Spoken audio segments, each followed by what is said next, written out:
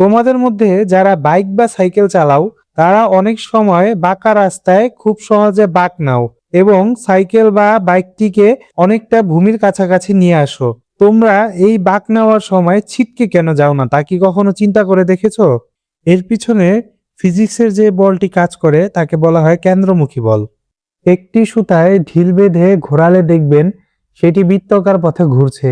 এখানে সুতার টানি হলো কেন্দ্রমুখী বল, যা ঢিলটিকে কেন্দ্রের দিকে টেনে রাখে। এই বল নির্ণয়ের সূত্রটি হলো F সমান mv²/r।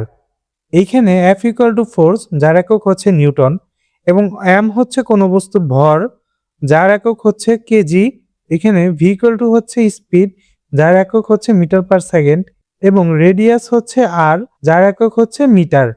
যখন গাড়ি বাঁক নেয় তখন রাস্তায় ঘর্ষণ বল কেন্দ্রমুখী বল হিসাবে কাজ করে। যদি ঘর্ষণ না থাকতো তবে গাড়িটি বাঁক নেয়ার বদলে সোজা ছিটকে সামনে চলে যেত। কেন্দ্রমুখী বল সর্বদা গতির দিকের সাথে লম্বভাবে কেন্দ্রের দিকে কাজ করে।